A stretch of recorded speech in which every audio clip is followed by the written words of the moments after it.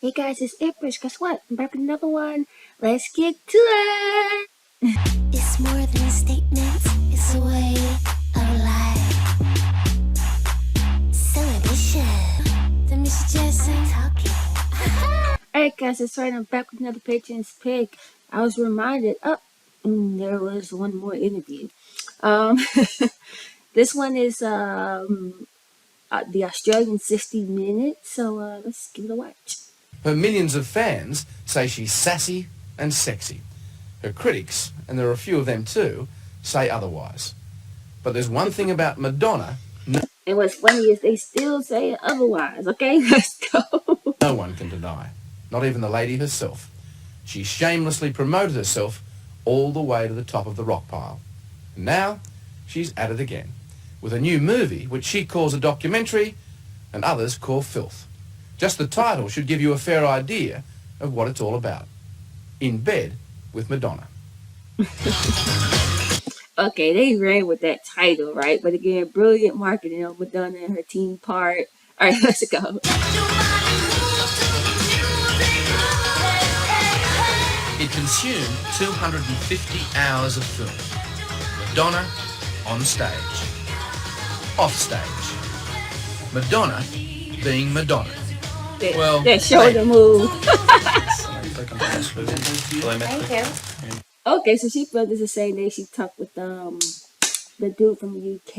His name Terry Wogan. When you meet the lady herself, you find she's changed yet again. The Marilyn Monroe look is out. The brunette Madonna is in business.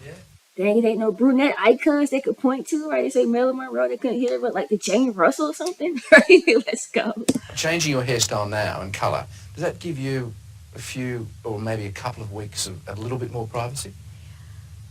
Well, what it does is, when you have bleached blonde hair, as soon as you walk out onto a street, people look. It's like a bright light.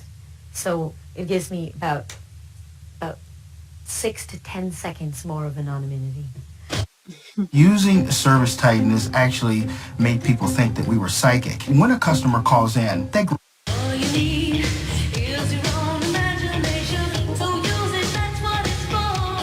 She might want a few extra seconds of anonymity, but there is nothing private about her latest product.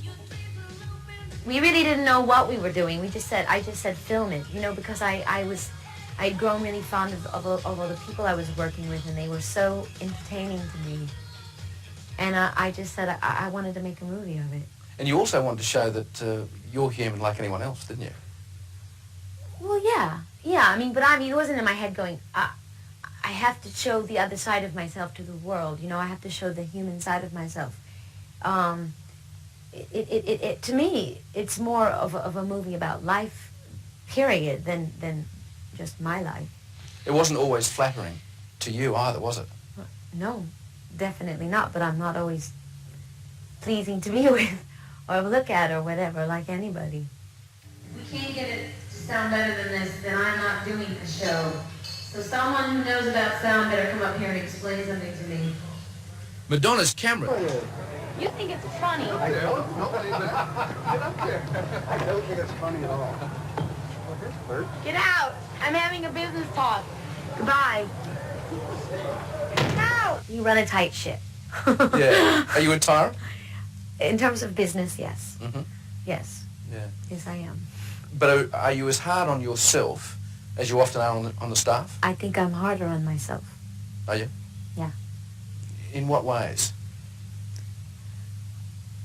I always want to be perfect, I don't want to make any mistakes. I don't, when I have a show, I don't want to sing a bad note. I don't want anything to go wrong in terms of my own performance. I insist on being perfect, and even if people say, oh, it was so great, I'm just going to concentrate on the one thing I know in my mind that I did wrong, and then, of course, I'll be obsessing about it all night, and meanwhile, everybody else will be telling me how great it was, so. Not the first time she said this, right? I think the first time we hear her say this is in Madonna stance. Y'all probably know, all right, this whole journey is making me like a Madonna encyclopedia type person. But I think it was that Jane Pauley interview. All right, anyway, let's go. And you take that with a grain of salt? Yeah, it's hard for me to take compliments. Great. Take a breath. Good. This is crazy. Nobody talks about this on film? Talks about what? The insanity of doing this all on a documentary? Along for part of the ride was Warren Beatty, Madonna's boyfriend at the time. And if this Oh, snap, so her and Warren are broke up by now? moment is anything to go by, he wasn't exactly a willing passenger. Well, anyone that comes into this insane atmosphere, you realize that they all feel it when they come into this atmosphere. When they come into your dressing room, when they come wherever you are, they feel Since then, of course, Madonna and this particular leading man have gone their separate ways. You want to talk it all off camera? You have nothing. She doesn't want to live off camera. Much less talk. Do you think a lot of people see you as a sex maniac who doesn't get enough? I'm sure some people have that gross error in their mind about me, yeah. Well, today, Madonna, that everything is sex. Let's go. Is it true that you'd often prefer a book than a man? Well, I think I said in an interview once that, that people have this idea that I'm this raving nymphomaniac and that I've got to have sex all the time. And I said, frankly, I'd rather read a good book because in the end, I think people, if you're referring to a one-night stand or a superficial relationship, something isn't going to last, it's really more trouble because then you have to deal with it. You're better off reading a good book, really. So. And might you... Read a good book? No, actually, I was going to ask you, might you occasionally have a one-night stand? Oh, I've been guilty of that, yes. Uh-huh. Today, it's Madonna the Demure. Are you losing deals because your proposals are downright boring? Yesterday, it was Madonna the Demon.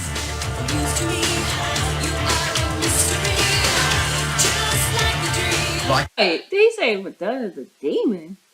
What? Hey, that comes down a little. Did I get that right? Or, hold on, let me just rewind that back a little bit. Hold on. And I'm not trying to get copyright for this either. the Demon. Sound like demon. Like a Prayer. The video that rocked the Catholic Church. Starring a former convent girl who at the age of 10 had only one ambition, to be a nun. The nuns were like movie stars to me. They had a kind of grace about them. They were, they were unreachable. They were mysterious. And I think you've always said sex. Talk about the nuns, y'all. Like, I just make sure I cut that little, like, a prayer part out because, again, I'm not trying to get hit with no third copyright strike, okay? Yeah, there was something about them, I thought they were so great. I thought they were special. And, of course, I wanted to be special, so, thought, okay, I'll be a nun. Particularly with the name Madonna. Yeah, of course. And was it true that you thought you'd either be a nun or a superstar? Well, not at the time. I mean, what happened is I wanted to be a nun, and then I discovered boys one day. So, I took off my jacket, I took off my blouse, I was stripped down to my undershirt and my skirt, and I went chasing after this boy, and I tackled him on the ground, and then finally the nuns came to his rescue and said, took me in a room, sat me down, and explained to me that not only was that no way for a lady to behave, but it was no way for a nun, if someone who was aspiring to be a nun, to behave, because nuns are not interested in the affection of men. They don't go around raping young boys. Well, chasing them, I don't know about Whoa, dang, this language is crazy. Demon, not raping? Sheesh. And that hadn't occurred to me that they had a celibate life, and I was like, what? Because I was just starting to be attracted to boys, and so I said, okay, forget it, that's it, forget it, I'm not going to be a nun.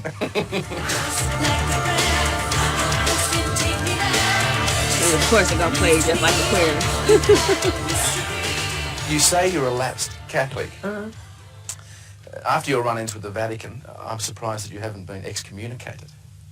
Well, I probably have, I just don't know it. You'd think they could at least tell you. Yeah, I think once you're excommunicated, though, they just don't want to have anything to do with it. I think they don't want to waste the stationery, Maybe they just sort of pretend you don't exist. Do you think some of your performances over the years have embarrassed your family? Maybe. Yeah? Yeah. It doesn't worry you? No. What about your dad? She's like, why is it gonna worry me? Like, I got millions in the bank, okay? Get over it. Well, you know, I want my dad to approve of everything he does, but I mean, I think everybody seeks their parents' approval, even if they know deep down inside they're never going to get it. You know, you can't get away from your parents, you know. And you've always been his favourite? Well, I'd like to think that. I could be wrong. Hello? Dad? Yeah. Hi, it's me. Well, hi, how are you? And in the movie, that golden-haired girl phones home. I mean, Dad, I'd love it if you'd come to both shows. I don't know. I mean, my mother was, you know, this superhuman creature, and I didn't want her to be weak. I didn't want her to be tired, and I was mad at her. And she cried herself because she couldn't play with you. Yes, yeah. And I could feel then, as a child, when I was sort of pounding on her, that even though I was a small child, that I had 100 times more strength than she did. I mean, I could feel her frailty even as a child, so... Dang, it's messed up. You still miss her after 25 years. Of course, that's her mom. I know you were very young when she passed away. Wow, like, this face is, like, vulnerability at its finest, you know what I mean? Like, she really just want to bawl her eyes out right now. Like, and it's like, you see almost like that little girl Madonna in her face right now. What sort of impact did she have on you? Probably her death has had more of an effect on me than her life, than what she did when she was alive, you know. Just the fact that my mother disappeared, you know. So I think that affected me a great deal because all of a sudden something very important was missing. So I've sort of had this emptiness that I've had to sort of go out into the world to fill up, you know. Which is why it helped you succeed. Yes, actually it did. It made me very determined, and I think it gave me a lot of the drive that I had. Using service tightness actually made people think that we were psychic. When a customer calls in, that green bubble pops up. I already know their name. I know where they live. I know their past history. Whole calendar is there. I can just click whatever date they want, the time. I can assign a technician. It was a much easier experience to see where our techs were, if they were working or not, if they were dispatched to a call.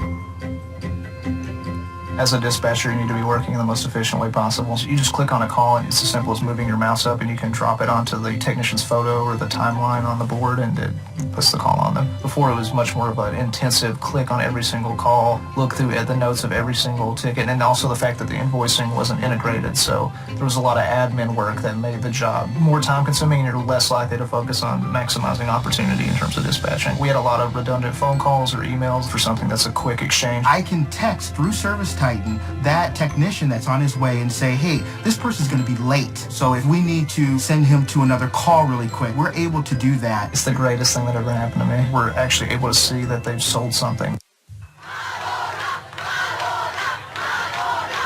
But if you believe the movie Madonna, sometimes there's no drive at all. Despite the adoring fans, sometimes she's alone. Feels like a lie. You've been compared to a mixture of Little Orphan Annie, Little Orphan Annie. Mae West, Ooh, and Margaret Thatcher. really? Have you heard that? You know, I don't know anything about Little Orphan Annie. I know about Margaret Thatcher and Mae West, and they certainly, I think, they were great women. So I mean. Okay, first of all, Madonna was no orphan, right? Her pops, shout out to his name, Anthony, Tony, I think, whatever. Pops, they was living really good. And they had married or something, right? Like, she had a good education and all that. She went to college. So there was no orphan part about her, right? Again, it's just a little girl who lost her mom. Like, that was an exaggeration, I feel like. Strong, intelligent, you know, in charge, whatever. So Sounds not like shabby you. company. But now, but I don't know anything about Little Orphan Annie. So should I be insulted or flattered? I think so. Innocence, I think. Oh, that's good. Innocence is good. I don't think so. Here they go to this video. They know exactly what they do. I think it would be a great mistake to take everything I do on stage seriously. And do people get the joke? Some do and some don't. Does that frustrate you that I think so many people don't get the joke? Yes, it does frustrate me.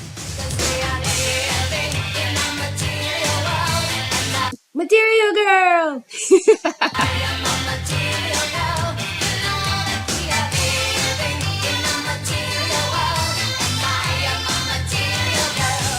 Yet another past persona. This time, the material girl. It certainly has a ring of truth when you consider one estimate of her earnings. More than 50 million last year alone. But talk to the material girl today, and she says she'd give... You know, I feel like in this journey, and even looking at like that past collaboration with Santana just happened this year, I feel like even though this era right here is huge for Madonna, probably like y'all said, the peak, when people refer to Madonna, the media refer to Madonna, I feel like she's forever going to be the material girl. I don't feel like there's no era before that or after that that's going to like top material girl. Like the media will forever refer to her. People will forever, oh, Madonna, material girl. With all the hits she got, it's always gonna go back to material girl. What y'all think? Drop them comments down below. Perhaps again, most iconic. Even though Vogue is iconic, it's something about material girl, right? It's that Maryland effect and the song itself, right? Shout out to Santana, material girl. give almost anything just to be a mother. How much does motherhood mean to you these days? A lot. It means a lot. I do want to have a child. Would you be a good mum? Oh, that doesn't shock me, right? This is a person who lost her mother, so of course, like even though she misses that nurturing, she seems to a person like that would typically want to, you know, nurture their own child and be the mom that they didn't get a chance to have, you know. Uh-huh. Not too busy? Not travelling too much? Well, I guess I'd have to change a few things. You know, but if I traveled, I wouldn't, my child would be with me. Hi. You're great. Thank You're you. great. Thanks. And one final twist from the star who can change tack almost as often as she changes hairstyle. I'm so desperate. For what, honey? For some fun. It's all What work. do you have?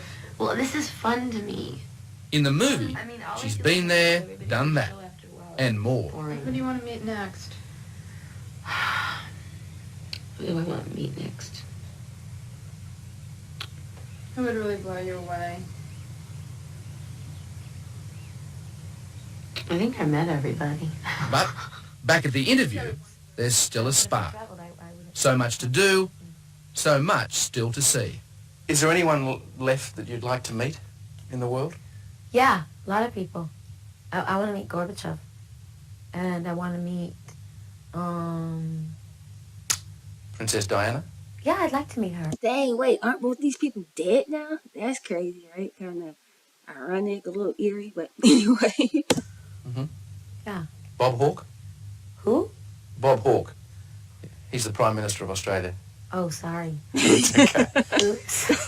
Shout out to my Australian fam, though. What's up, Red? What's up, everybody from Australia? Let's go. There's certainly millions of Australians who'd like to meet you. Uh-huh. Are there any plans to come to Australia? I'm going to get there someday. I swear. Yeah, I'm sorry, y'all. Australia far is what she really wanted to say. It's far from the States. That's a long flight, okay? I swear, I'm coming soon. I bet you say that to all the guys. Did she ever get down there? Drop the comments down below. And dang, okay, talk about double entendre. Whoa, shout out to this guy, okay? That's very good. Yeah, that was. All right, so this interview was wild, right? They were saying some wild things at times. It's like, whoa, what's this dude on? But he looked like, no disrespect, like he had been like throwing some shots back before this interview, okay? But down below. For all of my US people, this is your first time seeing this particular interview, drop the comments down below. What you guys think, right? I mean, there's nothing new, right, that we don't know about Madonna. I think we're at that phase now where I don't have, I guess the latest revelation for me here was her and Warren split up, okay, which I think is good because I always thought, Warren's a little bit too old for her, okay? But anyway, drop the comments down below. Let me know your thoughts about this interview. If you haven't already, make sure you subscribe to my channel. If you aren't subscribed, make sure you join the channel. And if you'd like for me to react to a song of your choice outside of Madonna, hit me up on Patreon. That link is below. And also, if this is your first time ever seeing one of my Madonna videos, or you just now subscribe to my channel strictly because you're like, oh, this girl doing a Madonna journey, you need to go all the way back, Shooby dooby doo, hey, shooby dooby doo, baby. What y'all know about that, okay? Drop them comments down below. Shout out to like a version of the album, okay? Anyway, drop the comments down below. I still feel like Shooby Doo is underrated, period. Facts. Okay, but anyway, drop them comments down below. Alright, guys, the journey continues. I'll see you next time.